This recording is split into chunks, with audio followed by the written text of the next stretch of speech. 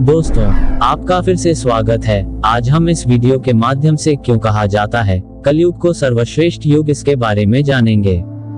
दोस्तों, अगर आप इसके बारे में जानना चाहते हैं तो आपसे अनुरोध है कि वीडियो को अंत तक देखें ताकि आपको पूरी जानकारी मिल सके, और आप सभी से निवेदन है कि और भी वीडियो देखने के लिए चैनल को सब्सक्राइब करें। तो दोस्तों, चलिए जानते हैं। आज हम बात करेंगे उस युग की जिसे सामान्यतः अधर्म और अराजकता का युग माना जाता है, लेकिन जिसे हमारे शास्त्रों में सर्वश्रेष्ठ युग कहा गया है। जी हाँ, हम बात कर रहे हैं कलयुग की। आइए जानते हैं क्यों कहा जाता है कलयुग को सर्वश्रेष्ठ युग। युगों का परिचय। धर्मशास्त्रों के अनुसार सृष्टि के 4 प्रमुख युग होते हैं: सतयुग, त्रेता युग, द्वापर युग और कलयुग। इन चारों युगों की अपनी अपनी विशेषताएं हैं। सतयुग को सत्य और धर्म का युग कहा जाता है, जहां लोग पुनर्तः धर्म का पालन करते थे। त्रेता युग में धर्म का थोड़ा ह्रास हुआ, लेकिन फिर भी सत्य और धर्म का महत्व बना रहा। द्वापर युग में अधर्म का प्रभाव बढ़ा, लेकिन धर्म की जड़ें अभी भी मजबूत थीं। अंततः कलयुग आया, जिसमें धर्म का ह्रास और अधर्म का विस्तार हुआ। फिर भी इस युग को सर्वश्रेष्ठ युग क्यों कहा गया, यही हमारा आज का विषय है। भक्ति मार्ग की सरलता। कलयुग में भक्ति मार्ग को सबसे सरल और सुलभ माना गया है। सतयुग में जहां लोग कठोर तप और ध्यान द्वारा भगवान की कृपा प्राप्त करते थे, वहीं कलयुग में केवल भगवान का नाम स्मरण ही पर्याप्त है। श्रीमद् भागवत महापुराण में वर्णित है कि कलयुग में नाम संकीर्तन अर्थात भगवान के नाम का जाप ही सबसे उत्तम साधना है। ये वह युग है जिसमें ईश्वर के प्रति सच्ची भक्ति ही व्यक्ति को मोक्ष का मार्ग दिखाती है। कम अवधि में मोक्ष की प्राप्ति। अन्य युगों की तुलना में कलयुग में मानव जीवन की अवधि बहुत छोटी है, लेकिन इसी छोटी अवधि में भी व्यक्ति ईश्वर के प्रति अपनी निष्ठा और भक्ति के बल पर मोक्ष प्राप्त कर सकता है। वेदों में कहा गया है कि कलयुग में थोड़ी भक्ति भी व्यक्ति को परम धाम तक पहुंचा सकती है।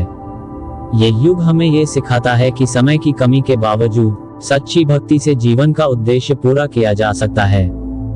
सही और गलत के बीच स्पष्ट अंतर। कलयुग में सही और गलत के बीच का अंतर स्पष्ट होता है। ये युग अधर्म और अनैतिकता का माना जाता है, लेकिन इसमें अच्छाई और बुराई के बीच चयन करना आसान है। इस युग में व्यक्ति को अपने कर्मों का फल तुरंत मिलता है, जिससे उसे यह समझने में मदद मिलती है कि कौन सा मार्ग सही है और कौन सा गलत। कर्म का त्वरित फल। कलयुग की एक विशेषता यह है कि इस युग में किए गए कर्मों का फल शीघ्र मिलता है। सतयुग, त्रेता युग और द्वापर युग में कर्म का फल प्राप्त करने के लिए लंबे समय तक प्रतीक्षा करनी पड़ती थी, लेकिन कलयुग में अच्छे और बुरे कर्मों का परिणाम जल्दी ही सामने आता है। ये व्यक्ति को अपने कर्मों के प्रति अधिक जागरूक और जिम्मेदार बनाता है। ईश्वर की कृपा की सुलभता। कलयुग में पाप और अधर्म का बोलबाला है, फिर भी भगवान की कृपा प्राप्त करना अत्यधिक सरल है। भगवान ने इस युग में भी अपने भक्तों की रक्षा और मार्गदर्शन करने के लिए अवतार लेने का वचन दिया है। भगवान विष्णु के 10 अवतारों में से अंतिम अवतार कल की अवतार इसी युग में होगा, जो अधर्म का नाश करेगा और धर्म की स्थापना करेगा। इस प्रकार ये युग भक्तों के लिए विशेष रूप से महत्वपूर्ण है। धर्म का प्रसार। कलयुग में धर्म का पतन हो रहा है, फिर भी यह वह युग है जिसमें धर्म का प्रसार सबसे अधिक हुआ है। भक्ति आंदोलन, संतों और महात्माओं का योगदान और धार्मिक ग्रंथों का अनुवाद और प्रसार इसी युग में हुआ है। इस युग में धर्म को फैलाने का कार्य निरंतर हो रहा है, जिससे लोगों को धर्म और भक्ति के मार्ग पर चलने की प्रेरणा मिलती है। साधारण जीवन में भी मोक्ष की प्राप्ति।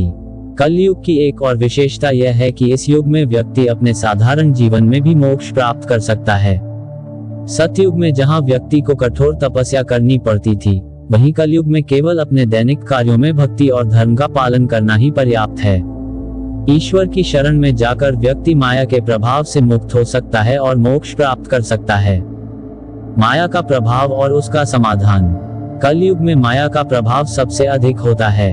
लोग भौतिक सुखों में उलझ जाते हैं और धर्म का मार्ग भूल जाते हैं, लेकिन साथ ही माया से मुक्त होने के उपाय भी सरल हैं। ईश्वर का स्मरण और उनकी शरण में जाने से व्यक्ति माया के बंधनों से मुक्त हो सकता है। यही कारण है कि इस युग को सर्वश्रेष्ठ कहा गया है, क्योंकि यह हमें आत्म साक्षात्कार की दिशा में ले जाता है। कलयुग में आत्म साक्षात्कार की संभावना। कलयुग को सर्वश्रेष्ठ युग इसीलिए भी कहा जाता है क्योंकि इसमें आत्म साक्षात्कार की संभावना अत्यधिक होती है।